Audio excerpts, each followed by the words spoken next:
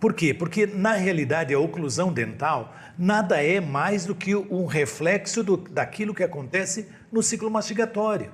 Então, nós, ainda bem que temos esse recurso de saber tudo que nós fazemos na boca do nosso paciente, a gente consegue imaginar pelo fato de observar determinados tipos de movimento. Por exemplo, na abertura e fechamento, como estão os toques? Será que o paciente tem toques mais pesados de um lado do que do outro? Para isso eu tenho que ter toques bilaterais, simultâneos e estáveis. Quando eu digo estáveis, isso significa que uma ponta de cúspide nunca ela pode bater numa vertente, num plano inclinado, sempre num fundo de fossa ou numa crista. Então, quando a gente fala das guias anteriores, a guia anterior e incisivos centrais, nós temos evidentemente o ciclo mastigatório do corte de um alimento. E depois, nas guias laterais, o ciclo mastigatório propriamente dito.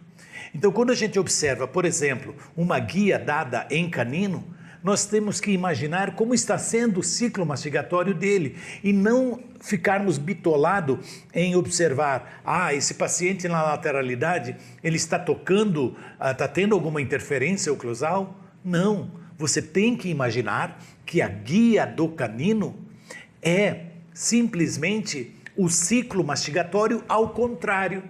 Aquilo que ele faz, a gente ou nós analisamos ao contrário. Por isso que existe a guia do canino, não só para ser didático, não só para obedecer uma regra de fazer assim, eu tenho que ter uma guia no canino, eu não posso ter interferências na guia do canino. Não, você tem que ser mais prático em observar aquilo que está acontecendo no ciclo deste paciente, de tal forma a você imaginar o que seu trabalho, que você vai colocar, por exemplo, nos dentes posteriores, que tipo de sobrecarga ele vai ter ou não. Então, entendendo-se que esses pacientes, quando fazem uma interferência oclusal, por exemplo, na lateralidade, eles estão levando trauma para aquele trabalho que você está querendo cimentar. Isso significa dizer o quê? Que de repente você cimentou ou fez uma restauração num premolar ou num molar e aquela guia não está funcionando adequadamente.